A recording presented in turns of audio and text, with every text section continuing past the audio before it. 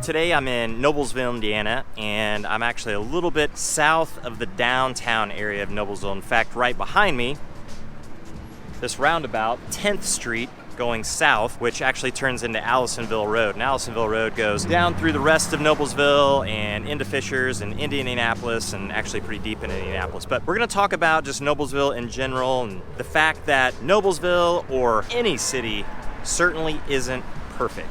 So stay tuned.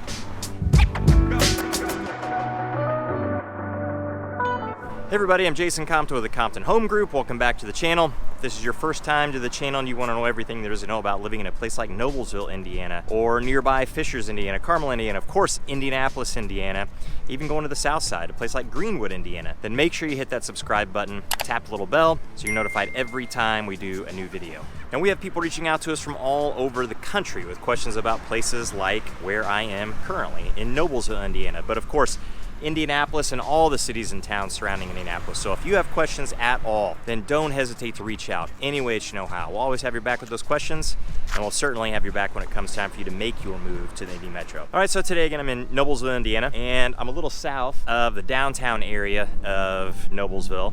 And Noblesville's known as being a really nice place to live, an exceptionally nice place to live. In fact, Noblesville, Carmel, Fishers, Westfield, Zionsville, all on the north side, fantastic places to live. High quality of life, schools are fantastic, property values are high and holding and increasing over time, but they aren't the only places. You can get over to the west side, like in Brownsburg, Avon, Plainfield, south side Greenwood. You can get to the east side in smaller towns and cities like Greenfield or New Palestine or McCordsville, Fortville, places like that. But when you read about a lot of these things online, or you watch videos like this online about some of these cities and towns, you do see a lot of the really good, of course. But I will say, of course, that a lot of those cities, they're not perfect cities. If you were to go through a city like Carmel, as an example, which is a very, very popular city, super well known across a lot of parts of the country, and a place where a lot of people are moving and want to be for good reason. It's a nice place. You go through it, it's exceptionally clean,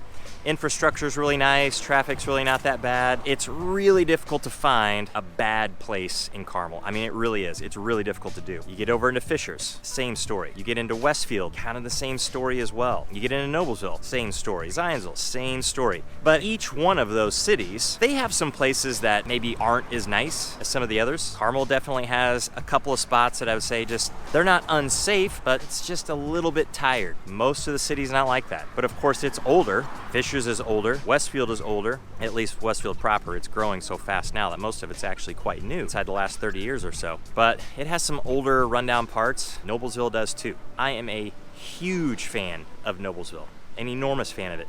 I love it for so many reasons. Now, the reason I don't live here is because geographically it just doesn't work for our family, but we would live here, no doubt about it. We absolutely would. But if you go across the whole city of Noblesville, which is over 60,000 people, we're talking 65,000 people or so, a lot of Noblesville is newer. So a lot of its growth, at least, has happened in the last 30 years or so. So you get homes that are built in the 90s, 2000s, and of course, really super recent. A lot of new construction too. But Noblesville's, as a town, as a place, it's a city now, but as a place, it's been here since before, back in the 1800s. So it's old, and it's gonna have some older places in Noblesville. In fact, the other day I was with some clients. We were south in Fishers, and we had to go to a couple of houses in Noblesville, and Allisonville Road was right there. So I said, let's just go up Allisonville Road, because there's all kinds of ways to get into Noblesville. Tons of different ways. If you're coming from the west, you can come down 146th Street. You can come across State Road 32. Now the White River, you got to get across that. So there's only really a few spots that you can do that, but those are two major roads to get in. And from the south, you can come up 37, State Road 37. You can come up 69. You can come up Allisonville Road. You can come up a couple other roads too, like River Road and some of these other lesser known roads. Actually, River Road is beautiful. It's a great spot to come up into Carmel and Noblesville, and pretty scenic actually. Really, really nice. But Allisonville Road coming up south of downtown, kind of knew it would be, it's not new. I knew it would be a little tired. Yeah, I knew it would be not really what they've expected so far. And especially some of the homes that we're gonna look at, they were pretty nice homes. They were newer. So they, of course, were gonna be in pretty good shape. But first of all, I wanted them to see as much of Noblesville as they possibly can. I want them to see the nice parts. I want them to see everything that Noblesville has to offer. But when you're moving into a city, especially if you aren't from that city, and you're from some other part of the country, you really can see the good easily, but you want to know what the rougher parts are like. You want to see the bad. Now, Noblesville is just like a lot of those cities. It doesn't have a whole lot of bad. Again, very safe, which is certainly something on a lot of people's minds, is the safety, especially violent crime. It is exceptionally rare. Property crime is everywhere, of course, but even property crime, Noblesville is exceptionally low. But it does have some older parts, and it does have some rougher parts. It has some more run-down parts. And some of those parts happen to be pretty close to the downtown area, which of course are some of the older parts of Noblesville. So when they came up Aliceville Road, it's under construction right now. I mean, it's just kind of rough and not exactly super attractive looking. At least wanted them to see that part. So if they're moving into a place like Noblesville and they move into just a brand new neighborhood and it's super clean, super nice, want them to see that there are other parts of the city that aren't exactly like that. Kind of need to know the whole story. And right around downtown area is like that. Now you can get a variety of places. So again, I'm walking around down in this area. There are definitely some nice houses that have been fixed up. I actually have seen a number of these houses on the inside, and they might be rough, but I'll look at them and think, oh, that's actually a pretty cool project house. That would be a pretty neat thing to do.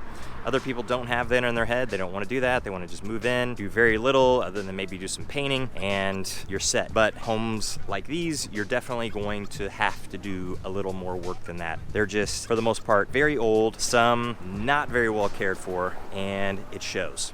Definitely does. But then you get other homes that, you know, it's not quite that way.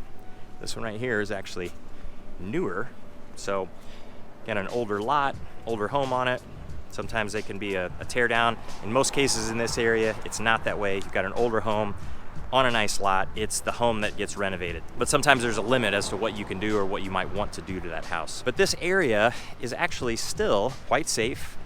It's an area that's right now near downtown Noblesville, which I'm a super big fan of, and you could live here and walk to all of that downtown Noblesville has to offer, and of course everything commercial nearby that you might need. There's a grocery store within a few minutes, there's a Home Depot here within just a few minutes, a Walmart within a few minutes, and you're close to just about everything that you're going to need. But a neighborhood like this, with a feel like this, is going to be harder to find once you get into the outskirts of Noblesville in some of those newer neighborhoods that just aren't quite as mature. But in the most mature places in a city like Noblesville, or even again, like a city, Carmel, or a city like Fishers, because those cities have been there a long time, they're definitely gonna look more tired. They're going to look more run down because they have been there a while. They've developed some age. So Fishers, again, it's just like Carmel. There's a few neighborhoods in there, a few places I just think, oh, this isn't really all that well cared for. Some homes are. You get a scattering of some that will be, but others are, boy, they've really been let go. And it's really tough looking now. So every single place around the Indy Metro has at least some of that. It isn't perfect. It isn't flawless every single place that you go. It's just not like that. That's just not reality. I don't think that's any city across the entire country. Noblesville certainly is no different. But Noblesville is still a phenomenal place. Plenty of great places to live if the location is good for you. If Noblesville is a fit for you, the city as a whole, and the home's good for you. So if you have questions at all about Noblesville, and if it might be that fit, or maybe it isn't because of one reason or another, we can get into that. So reach out any way that you know how. And until the next one, we'll see you later.